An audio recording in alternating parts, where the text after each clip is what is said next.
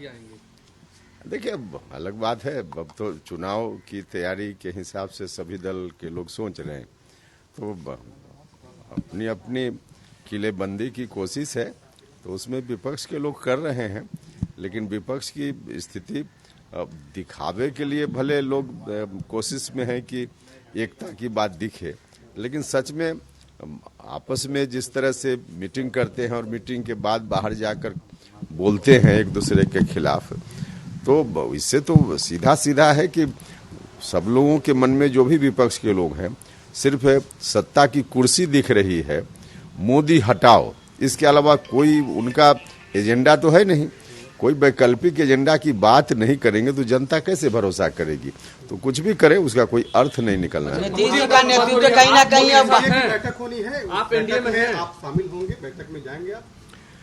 देखिए, अब सब चीज की जानकारी हमेशा दिया जाए मीडिया के माध्यम से, इसकी कोई आवश्यकता थोड़े होती है, इसकी कोई आवश्यकता तो और सब तो दल दे रहे हैं आप, और लोग क्या कर रहे हैं तो उनका मामला है।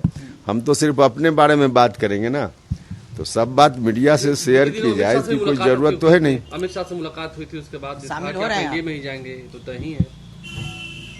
नहीं, शामिल हो रहे हैं कि नहीं हो रहे, यही तो हमने कहा कि अब आपके हर सवाल का जवाब या फिर हम क्या करने वाले हैं, नहीं करने वाले हैं, इसका खुलासा हमेशा समय से पहले किया जाए, इसकी कोई आवश्यकता तो है नहीं। ऐसा एक छोटा सवाल है, देश में दो विचारधारा है, एक है मोदी लाओ, एक है मोदी हटाओ।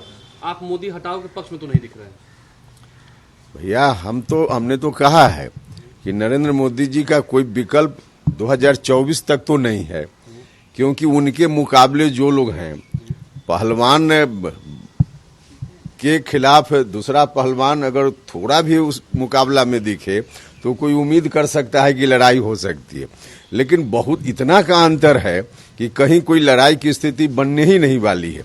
तो ऐसी परिस्थिति में चैलेंज जब नहीं है मोदी जी के समक्ष, तो यह बात तो हम बार बार बोल रहे हैं। ये बताइए, राहुल गांधी और नीतीश कुमार किसी में वो दम नहीं है जो नरेंद्र मोदी में है। हाँ भाई, बिल्कुल। अभी तो हमने कहा कि कोई एजेंडा ही नहीं है इन लोगों के पास।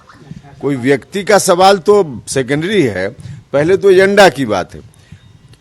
मोदी जी का जो एजेंडा है उसकी कोई आलोचना करे या प्रशंसा करे, है विषय, लेकिन इन लोगों के पास तो कोई एजेंडा ही नहीं न है।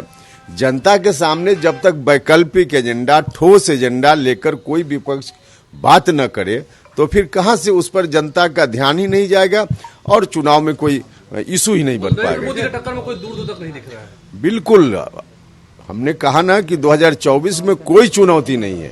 बीजेपी के नेता की लाठीचार्ज में मौत हो गई, लगातार सरकार जो है लगातार करेगी, जांच हो रही है, लेकिन बीजेपी के लोग कह रहे हैं कि न्यायिक जांच हो, दूध का दूध, पानी का पानी हो जाए। क्या आपको लगता है? देखिए, निश्चित रूप से अगर प्रभावित पक्ष को भरोसा नहीं है किसी जांच एजेंसी के ऊपर, तो उस पर ध्यान जरूर दिया जाना चाहिए। देखिए, न्याय सिर्फ हो ही नहीं, न्याय होता हुआ भी दिखे, यह भी आवश्यक होता है, क्योंकि लोगों का भरोसा होगा तभी तो न्याय की व्यवस्था ठीक से चल पाएगी। तो इसलिए अगर संबंधित पक्ष को लगता है कि इससे न्याय नहीं मिलना है, तो जो लोग चाहते हैं उसके आधार पर सरकार को ध्यान दे करके और निष्पक्षता के साथ जांच हो जाए, जनता के बीच आ जाए, इसकी आवश्यकता है। एक सर सवाल है मेरा, एक चीज बताएं कि अरे भैया एक सवाल लेने दो भाई। एक सवाल है कि नीतीश कुमार को संयोजक बनाने की बात हो रही थी, लेकिन अब सोनिया गांधी की एंट्री हो गई है। अब तमाम दल कह रहे हैं कि सोनिया के नेतृत्व में होना चाहिए, तो नीतीश जी का क्या होगा? देखिए, आप ही लोग खबर फैला देते हैं। उस तो पहली बैठक में ही लालू जी ने ही स्पष्ट कर दिया। सबसे बड़े पैरवीकार जिनके बारे में कहा जाता था कि नीतीश जी के पैरवीकार लालू जी होंगे, और लालू जी ने कहा कि हम लोग तो बारात हैं, दूल्हा तो राहुल गांधी हैं।